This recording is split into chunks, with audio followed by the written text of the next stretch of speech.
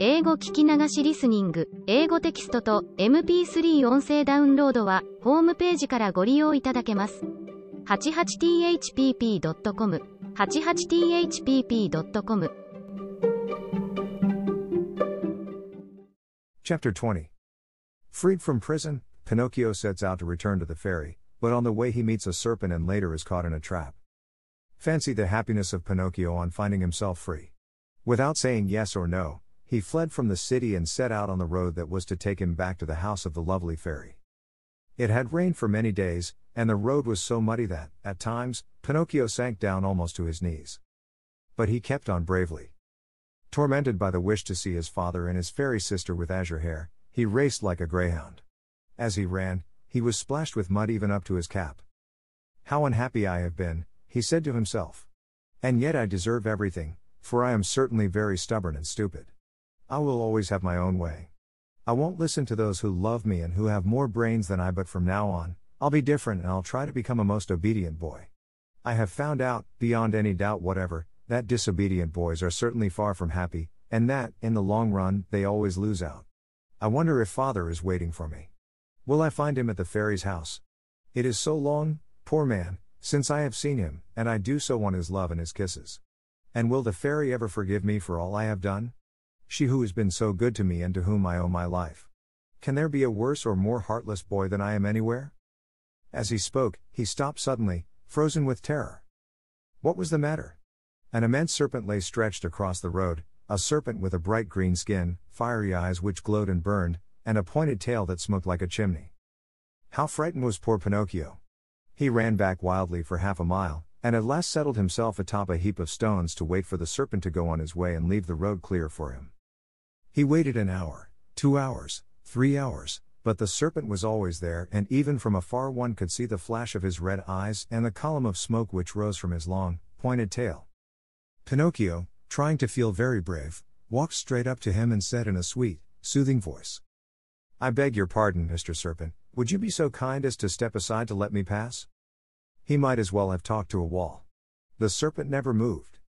Once more, in the same sweet voice, he spoke. "You must know, Mr. Serpent, that I am going home where my father is waiting for me. It is so long since I have seen him. Would you mind very much if I passed?" He waited for some sign of an answer to his questions, but the answer did not come. On the contrary, the green serpent, who had seemed until then wide awake and full of life, became suddenly very quiet and still. His eyes closed and his tail stopped smoking. "Is he dead, I wonder?" said Pinocchio, rubbing his hands together happily. Without a moment's hesitation, he started to step over him, but he had just raised one leg when the serpent shot up like a spring and the marionette fell head over heels backward. He fell so awkwardly that his head stuck in the mud, and there he stood with his legs straight up in the air. At the sight of the marionette kicking and squirming like a young whirlwind, the serpent laughed so heartily and so long that at last he burst an artery and died on the spot. Pinocchio freed himself from his awkward position and once more began to run in order to reach the fairy's house before dark. As he went, the pangs of hunger grew so strong that, unable to withstand them, he jumped into a field to pick a few grapes that tempted him. Woe to him! No sooner had he reached the grapevine than, crack, went his legs. The poor marionette was caught in a trap set there by a farmer for some weasels which came every night to steal his chickens. Chapter 21. Pinocchio is caught by a farmer, who uses him as a watchdog for his chicken coop. Pinocchio, as you may well imagine, began to scream and weep and beg, but all was of no use, for no houses were to be seen and not a soul passed by on the road. Night came on. A little because of the sharp pain in his legs, a little because of fright at finding himself alone in the darkness of the field, the marionette was about to faint, when he saw a tiny glowworm flickering by. He called to her and said, "Dear little glowworm, will you set me free?" "Poor little fellow," replied the glowworm, stopping to look at him with pity. "How came you to be caught in this trap?" "I stepped into this lonely field to take a few grapes and—" "Are the grapes yours?" "No." "Who has taught you to take things that do not belong to you?" "I was hungry." "Hunger, my boy, is no reason for taking something which belongs to another." It's true, cried Pinocchio in tears. "I won't do it again." Just then, the conversation was interrupted by approaching footsteps. It was the owner of the field, who was coming on tiptoes to see if, by chance, he had caught the weasels which had been eating his chickens. Great was his surprise when, On holding up his lantern, he saw that, instead of a weasel, he had caught a boy. "Ah, you little thief!" said the farmer in an angry voice. "So you are the one who steals my chickens." "Not I. No, no," cried Pinocchio, sobbing bitterly. "I came here only to take a very few grapes." "He who steals grapes may very easily steal chickens also. Take my word for it, I'll give you a lesson that you'll remember for a long while." He opened the trap, grabbed the marionette by the collar, and carried him to the house as if he were a puppy. When he reached the yard in front of the house, he flung him to the ground, put a foot on his neck, and said to him roughly, "It is late now and it's time for bed. Tomorrow we'll settle matters. In the meantime, since my watchdog died today, you may take his place and guard my henhouse." No sooner said than done. He slipped a dog collar around Pinocchio's neck and tightened it so that it would not come off. A long iron chain was tied to the collar. The other end of the chain was nailed to the wall. "If tonight it should happen to rain," said the farmer, "you can sleep in that little doghouse nearby, where you will find plenty of straw for a soft bed. It has been Melampo's bed for 3 years, and it will be good enough for you. And if, by any chance, any thieves should come, be sure to bark." After this last warning, the farmer went into the house and closed the door and barred it. Poor Pinocchio huddled close to the doghouse, more dead than alive from cold, hunger, and fright. Now and again he pulled and tugged at the collar, which nearly choked him, and cried out in a weak voice, "I deserve it. Yes, I deserve it. I have been nothing but a truant and a vagabond. I have never obeyed anyone, and I have always done as I pleased. If I were only like so many others and had studied and worked and stayed with my poor old father, I should not find myself here now, in this field and in the darkness, taking the place of a farmer's watchdog. Oh, if I could start all over again. But what is done can't be undone, and I must be patient." After this little sermon to himself, which came from the very depths of his heart, Pinocchio went into the doghouse and fell asleep. Chapter 22. Pinocchio discovers the thieves and, as a reward for faithfulness, he regains his liberty. Even though a boy may be very unhappy, he very seldom loses sleep over his worries. The marionette, being no exception to this rule, slept on peacefully for a few hours till well along toward midnight, when he was awakened by strange whisperings and stealthy sounds coming from the yard. He stuck his nose out of the doghouse and saw 4 slender, hairy animals. They were weasels, small animals very fond of both eggs and chickens. One of them left her companions and, going to the door of the doghouse, said in a sweet voice, "Good evening, Melampo." "My name is not Melampo," answered Pinocchio. "Who are you, then?" "I am Pinocchio." "What are you doing here?" "I'm the watchdog." "But where is Melampo? Where is the old dog who used to live in this house?" "He died this morning."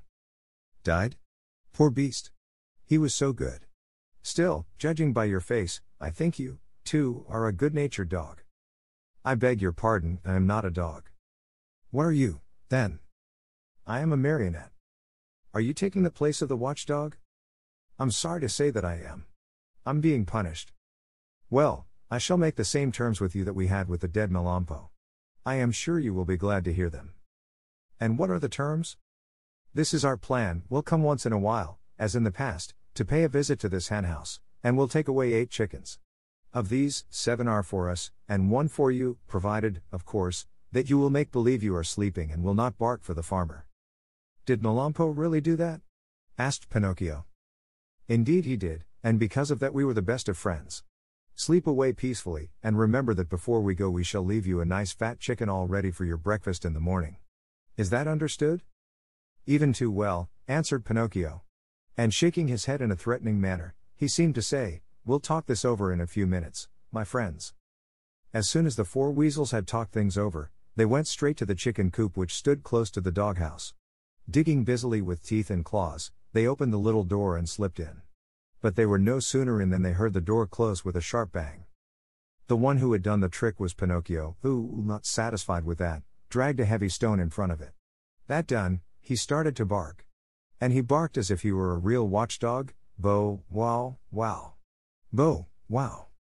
The farmer heard the loud barks and jumped out of bed. Taking his gun, he leapt to the window and shouted, "What's the matter?" "The thieves are here," answered Pinocchio. "Where are they?" "In the chicken coop." "I'll come down in a second." And, in fact, he was down in the yard in a twinkling and running toward the chicken coop. He opened the door, pulled out the weasels one by one, and, after tying them in a bag, said to them in a happy voice, "You're in my hands at last. I could punish you now, but I'll wait. In the morning you may come with me to the inn, and there you'll make a fine dinner for some hungry mortal. It is really too great an honor for you, one you do not deserve, but, as you see, I am really a very kind and generous man, and I am going to do this for you." Then he went up to Pinocchio and began to pet and caress him. "How did you ever find them out so quickly? And to think that Melampo, my faithful Melampo, never saw them in all these years." The marionette could have told, then and there, all he knew about the shameful contract between the dog and the weasels, but thinking of the dead dog, he said to himself, "Melampo is dead. What is the use of accusing him? The dead are gone and they cannot defend themselves. The best thing to do is to leave them in peace." "Were you awake or asleep when they came?" continued the farmer. "I was asleep," answered Pinocchio, "but they awakened me with their whisperings. One of them even came to the door of the doghouse and said to me, 'If you promise not to bark, we will make you a present of one of the chickens for your breakfast.' Did you hear that? They had the audacity to make such a proposition as that to me. For you must know that, though I am a very wicked marionette full of faults, still I never have been, nor ever shall be, bribed." "Fine boy!" cried the farmer, slapping him on the shoulder in a friendly way. "You ought to be proud of yourself. And to show you what I think of you, you are free from this instant." And he slipped the dog collar from his neck. Chapter 23. Pinocchio weeps upon learning that the lovely maiden with azure hair is dead. He meets a pigeon, who carries him to the seashore. He throws himself into the sea to go to the aid of his father. As soon as Pinocchio no longer felt the shameful weight of the dog collar around his neck, he started to run across the fields and meadows, and never stopped till he came to the main road that was to take him to the fairy's house. When he reached it, he looked into the valley far below him, and there he saw the wood where unluckily he had met the fox and the cat, and the tall oak tree where he had been hanged, but though he searched far and near, he could not see the house where the fairy with the azure hair lived. He became terribly frightened and, running as fast as he could, he finally came to the spot where it had once stood. The little house was no longer there. In its place lay a small marble slab, which bore this sad inscription: "Here lies the lovely fairy with azure hair, who died of grief when abandoned by her little brother Pinocchio." The poor marionette was heartbroken at reading these words. He fell to the ground and, covering the cold marble with kisses, burst into bitter tears. He cried all night, and dawn found him still there, though his tears had dried and only hard, dry sobs shook his wooden frame. But these were so loud that they could be heard by the faraway hills. As he sobbed, he said to himself, "Oh, my fairy, my dear, dear fairy, why did you die? Why did I not die, who am so bad, instead of you, who are so good? And my father, where can he be? Please, dear fairy, tell me where he is, and I shall never, never leave him again. You are not really dead, are you? If you love me, you will come back, alive as before. Don't you feel sorry for me? I'm so lonely. If the two assassins come, they'll hang me again from the giant oak tree, and I will really die, this time. What shall I do alone in the world? Now that you are dead and my father is lost, where shall I eat? Where shall I sleep? Who will make my new clothes? Oh, I want to die. Yes, I want to die. Oh, oh." Poor Pinocchio. He even tried to tear his hair, but as it was only painted on his wooden head, he could not even pull it. Just then a large pigeon flew far above him. Seeing the marionette, he cried to him, "Tell me, little boy, what are you doing there? Can't you see? I'm crying," cried Pinocchio, lifting his head toward the voice and rubbing his eyes with his sleeve. "Tell me," asked the pigeon, "do you by chance know of a marionette, Pinocchio by name?" "Pinocchio? Did you say Pinocchio?" replied the marionette, jumping to his feet. "Why, I am Pinocchio." At this answer, the pigeon flew swiftly down to the earth. He was much larger than a turkey. "Then you know Geppetto also?" "Do I know him? He's my father, my poor, dear father. Has he, perhaps, spoken to you of me? Will you take me to him? Is he still alive? Answer me, please. Is he still alive? I left him 3 days ago on the shore of a large sea." "What was he doing?" "He was building a little boat with which to cross the ocean. For the last 4 months, that poor man has been wandering around Europe, looking for you. Not having found you yet, he has made up his mind to look for you in the New World, far across the ocean." "How far is it from here to the shore?" asked Pinocchio anxiously. "More than 50 miles. 50 miles? Oh, dear pigeon, how I wish I had your wings. If you want to come, I'll take you with me." "How?" "Astride my back. Are you very heavy?" "Heavy? Not at all. I'm only a feather. Very well. Saying nothing more, Pinocchio jumped on the pigeon's back and, as he settled himself, he cried out gaily. Gallop on, my pretty steed. I'm in a great hurry. The pigeon flew away, and in a few minutes he had reached the clouds. The marionette looked to see what was below them. His head swam and he was so frightened that he clutched wildly at the pigeon's neck to keep himself from falling. They flew all day. Toward evening the pigeon said, I'm very thirsty. And I'm very hungry. Said Pinocchio. Let us stop a few minutes at that pigeon coop down there. Then we can go on and be at the seashore in the morning. They went into the empty coop and there they found nothing but a bowl of water and a small basket filled with chickpeas. The marionette had always hated chickpeas. According to him, they had always made him sick, but that night he ate them with a relish. As he finished them, he turned to the pigeon and said, I never should have thought that chickpeas could be so good. You must remember, my boy, answered the pigeon, that hunger is the best sauce. After resting a few minutes longer, they set out again. The next morning they were at the seashore. Pinocchio jumped off the pigeon's back, and the pigeon, not wanting any thanks for a kind deed, flew away swiftly and disappeared. The shore was full of people, shrieking and tearing their hair as they looked toward the sea. What has happened? Asked Pinocchio of a little old woman. A poor old father lost his only son some time ago and today he built a tiny boat for himself in order to go in search of him across the ocean. The water is very rough and we're afraid he will be drowned. Where is the little boat? There. Straight down there, answered the little old woman, pointing to a tiny shadow, no bigger than a nutshell, floating on the sea. Pinocchio looked closely for a few minutes and then gave a sharp cry.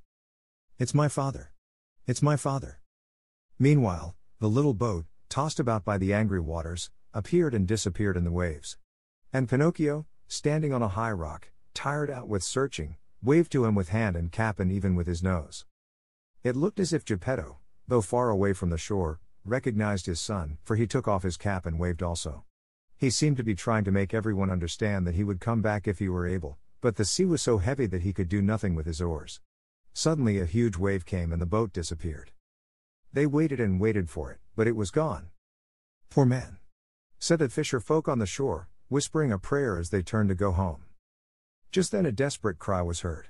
Turning around, the fisher folk saw Pinocchio dive into the sea and heard him cry out, I'll save him. I'll save my father. The marionette, being made of wood, floated easily along and swam like a fish in the rough water. Now and again he disappeared only to reappear once more. In a twinkling, he was far away from land. At last he was completely lost to view. Poor boy! Cried the fisher folk on the shore, and again they mumbled a few prayers as they returned home. Chapter 24. Pinocchio reaches the island of the busy bees and finds the fairy once more. Pinocchio, spurred on by the hope of finding his father and of being in time to save him, swam all night long. And what a horrible night it was! It poured rain, it hailed, it thundered, and the lightning was so bright that it turned the night into day. At dawn, he saw, not far away from him, a long stretch of sand. It was an island in the middle of the sea. Pinocchio tried his best to get there, but he couldn't. The waves played with him and tossed him about as if he were a twig or a bit of straw. At last, and luckily for him, a tremendous wave tossed him to the very spot where he wanted to be. The blow from the wave was so strong that, as he fell to the ground, his joints cracked and almost broke. But, nothing daunted, he jumped to his feet and cried, Once more I have escaped with my life. Little by little the sky cleared. The sun came out in full splendor and the sea became as calm as a lake. Then the marionette took off his clothes and laid them on the sand to dry. He looked over the waters to see whether he might catch sight of a boat with a little man in it. He searched and he searched, but he saw nothing except sea and sky and far away a few sails, so small that they might have been birds. If only I knew the name of this island, he said to himself. If I even knew what kind of people I would find here. But whom shall I ask? There is no one here.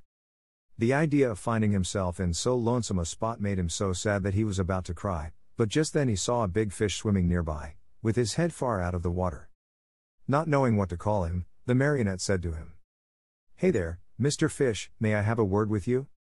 Even two, if you want, answered the fish, who happened to be a very polite dolphin. Will you please tell me if, on this island, there are places where one may eat without necessarily being eaten? Surely, there are, answered the dolphin. In fact, you'll find one not far from this spot. And how shall I get there? Take that path on your left and follow your nose. You can't go wrong. Tell me another thing. You who travel day and night through the sea, did you not perhaps meet a little boat with my father in it? And who is your father? He is the best father in the world, even as I am the worst son that can be found. In the storm of last night, answered the dolphin, the little boat must have been swamped. And my father?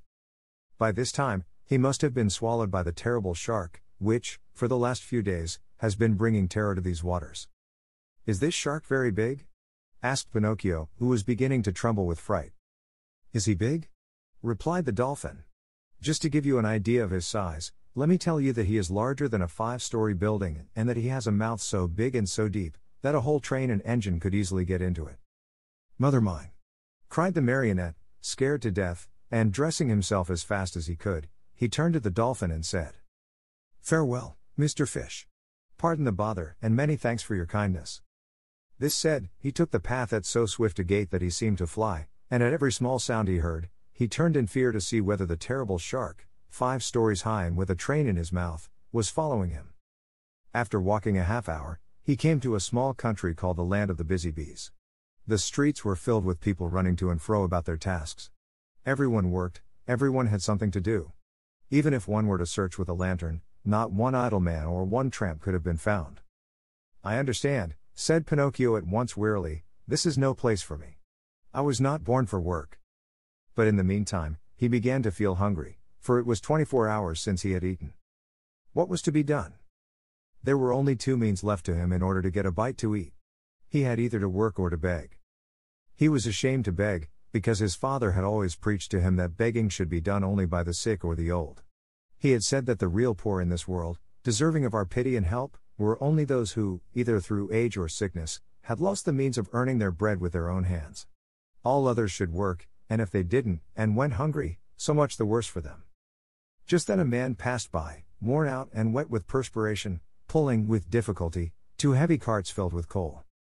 Pinocchio looked at him and, judging him by his looks to be a kind man, said to him with eyes downcast in shame, Will you be so good as to give me a penny, for I am faint with hunger? Not only 1 penny, answered the coal man. I'll give you 4 if you will help me pull these 2 wagons. I am surprised, answered the marionette, very much offended. I wish you to know that I never have been a donkey, nor have I ever pulled a wagon. So much the better for you, answered the coal man. Then, my boy, if you are really faint with hunger, eat 2 slices of your pride, and I hope they don't give you indigestion. A few minutes after, a bricklayer passed by, carrying a pail full of plaster on his shoulder. Good man, will you be kind enough to give a penny to a poor boy who is yawning from hunger? Gladly, answered the bricklayer. Come with me and carry some plaster, and instead of 1 penny, I'll give you 5. But the plaster is heavy, answered Pinocchio, and the work too hard for me. If the work is too hard for you, my boy, enjoy your yawns and may they bring you luck. In less than a half hour, at least 20 people passed and Pinocchio begged of each one, but they all answered, Aren't you ashamed? Instead of being a beggar in the streets, why don't you look for work and earn your own bread? Finally a little woman went by carrying 2 water jugs. Good woman, will you allow me to have a drink from one of your jugs? Asked Pinocchio, who was burning up with thirst. With pleasure, my boy, she answered, setting the 2 jugs on the ground before him. When Pinocchio had had his fill, he grumbled, as he wiped his mouth. My thirst is gone. If I could only as easily get rid of my hunger. On hearing these words, the good little woman immediately said, If you help me to carry these jugs home, I'll give you a slice of bread. Pinocchio looked at the jug and said neither yes nor no. And with the bread, I'll give you a nice dish of cauliflower with white sauce on it. Pinocchio gave the jug another look and said neither yes nor no. And after the cauliflower, some cake and jam. At this last bribery, Pinocchio could no longer resist and said firmly, Very well. I'll take the jug home for you. The jug was very heavy, and the marionette, not being strong enough to carry it with his hands, had to put it on his head.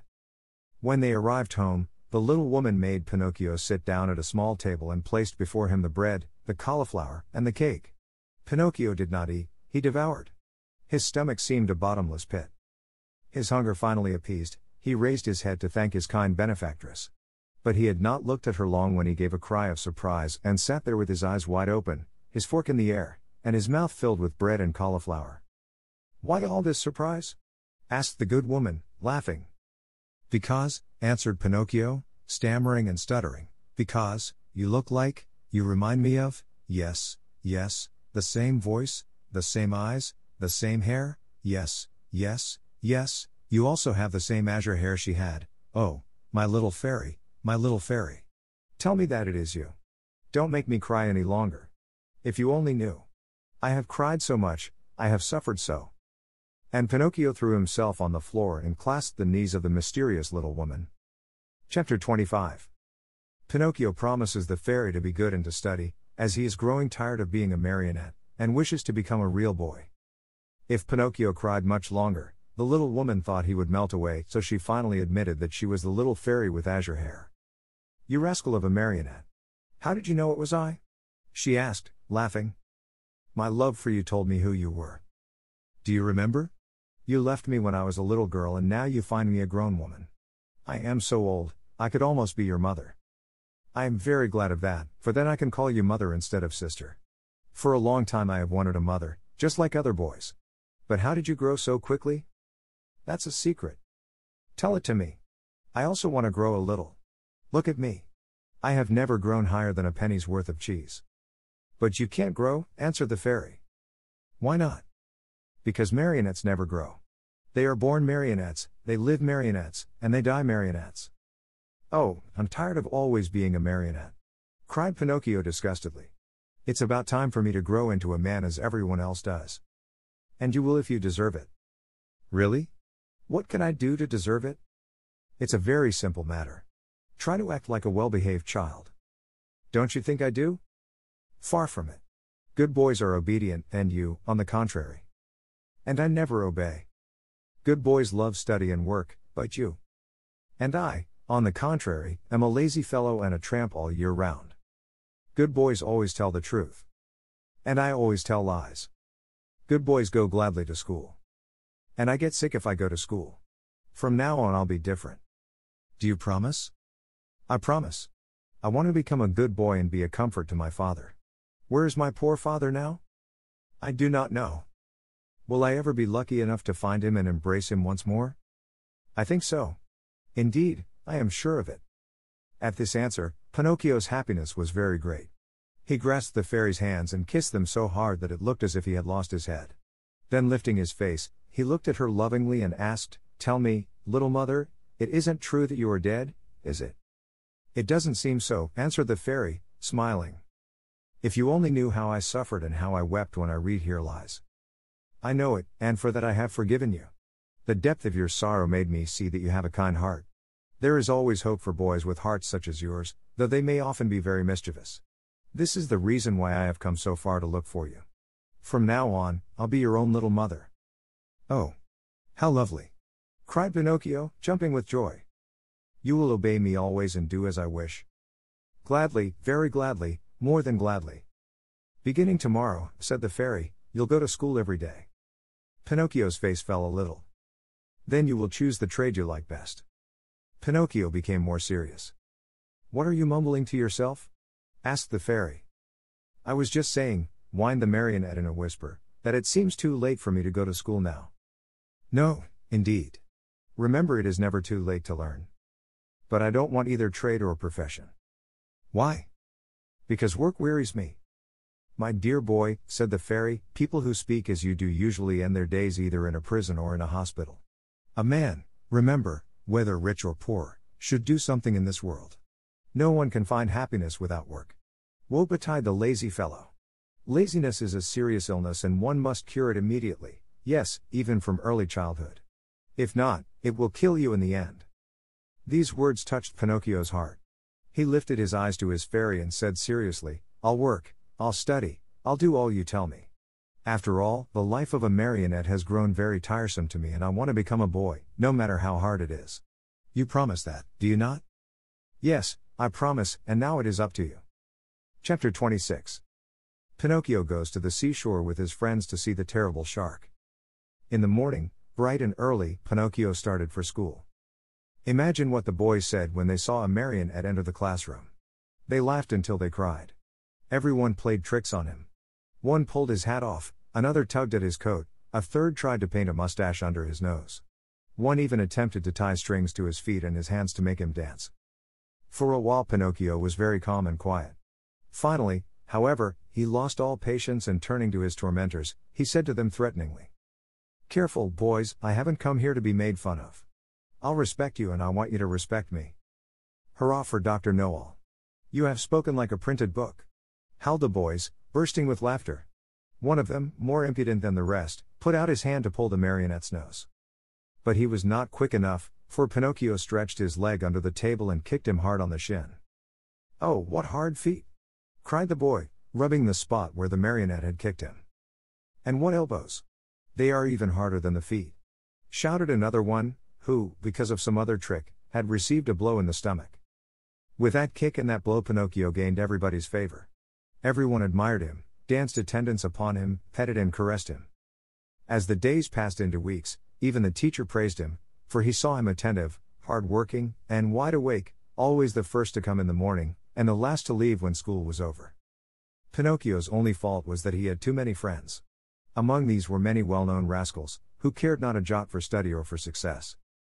The teacher warned him each day, and even the good fairy repeated to him many times, "Take care, Pinocchio. Those bad companions will sooner or later make you lose your love for study. Someday they will lead you astray."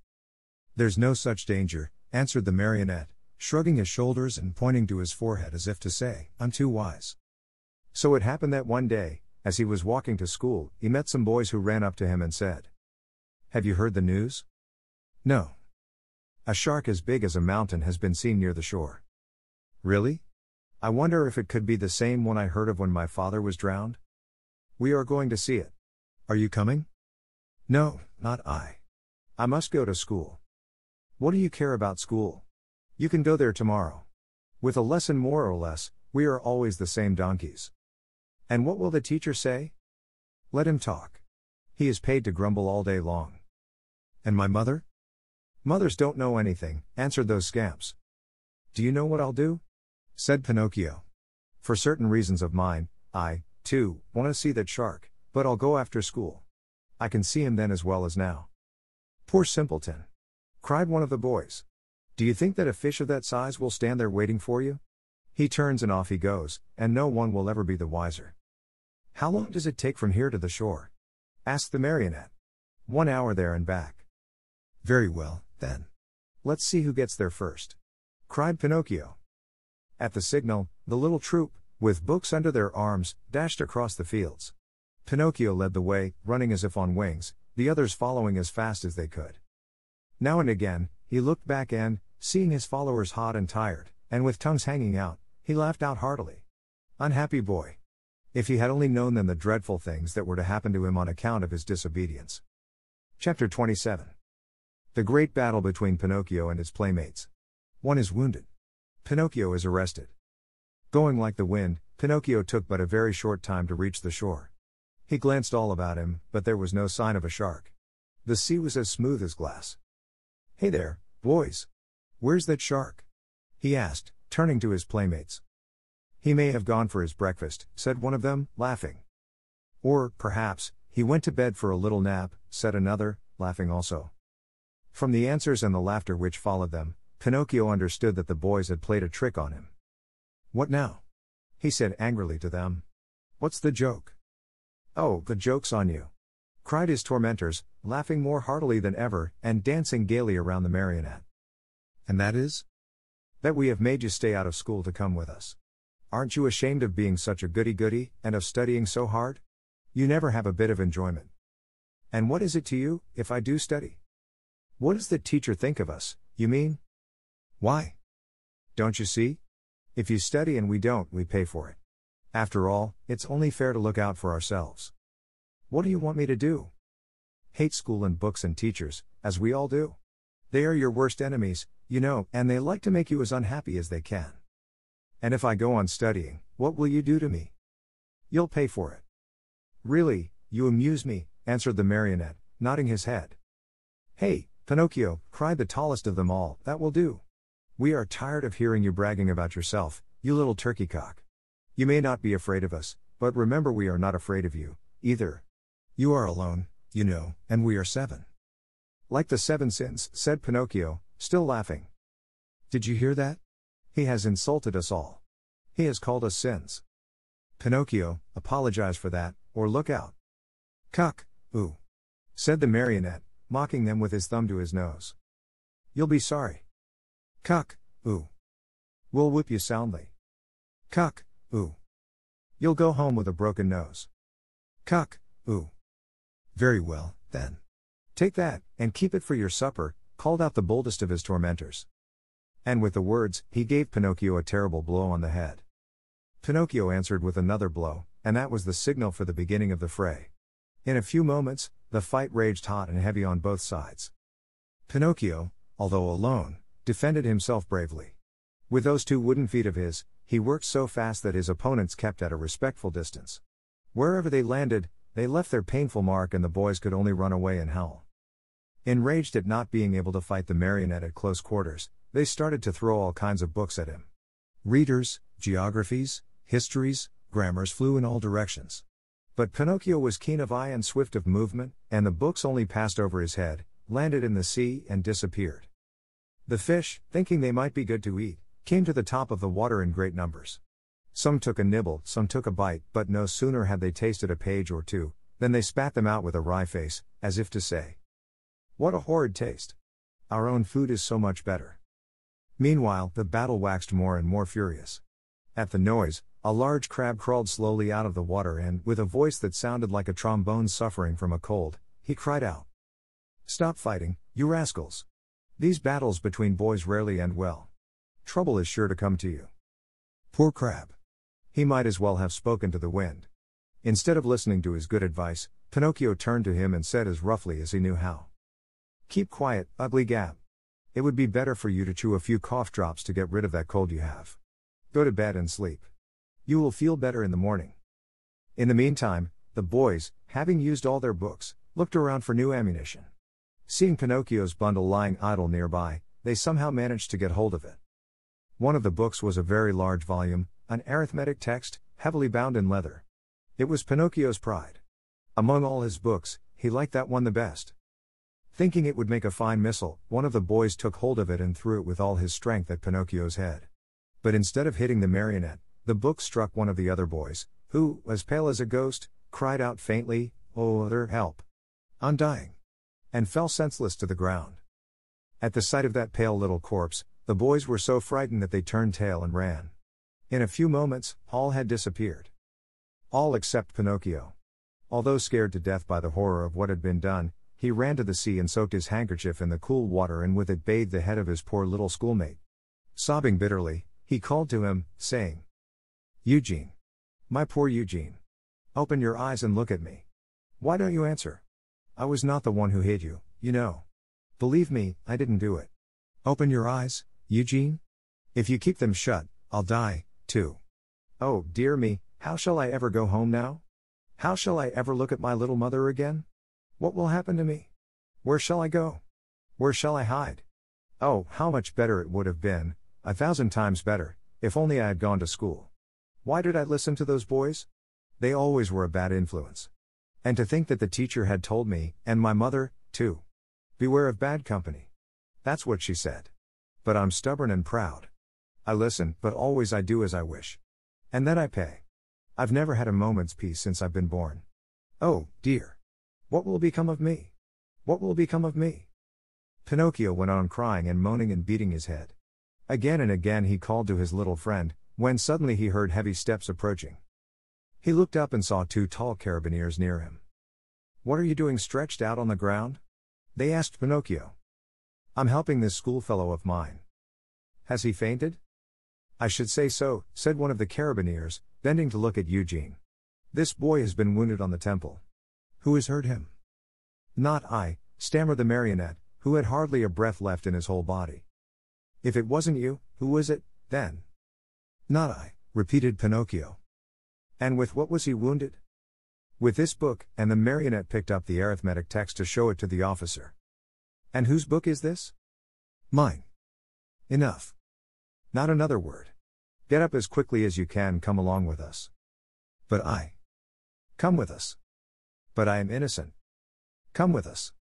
Before starting out, the officers called out to several fishermen passing by in a boat and said to them, "Take care of this little fellow who has been hurt. Take him home and bind his wounds. Tomorrow we'll come after him." They then took hold of Pinocchio and, putting him between them, said to him in a rough voice, "March. And go quickly, or it will be the worse for you." They did not have to repeat their words. The marionette walked swiftly along the road to the village. But the poor fellow hardly knew what he was about. He thought he had a nightmare. He felt ill. His eyes saw everything double, his legs trembled, his tongue was dry, and, try as he might, he could not utter a single word. Yet, in spite of this numbness of feeling, he suffered keenly at the thought of passing under the windows of his good little fairy's house. What would she say on seeing him between two carabineers? They had just reached the village, when a sudden gust of wind blew off Pinocchio's cap and made it go sailing far down the street. "Would you allow me," the marionette asked the carabineers, "to run after my cap?" "Very well, go, but hurry." The marionette went, picked up his cap, but instead of putting it on his head, he stuck it between his teeth and then raced toward the sea. He went like a bullet out of a gun. The carabineers, judging that it would be very difficult to catch him, sent a large mastiff after him, one that had won first prize in all the dog races.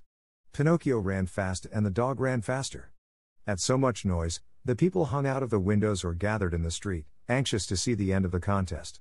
But they were disappointed, for the dog and Pinocchio raised so much dust on the road that, after a few moments, it was impossible to see them.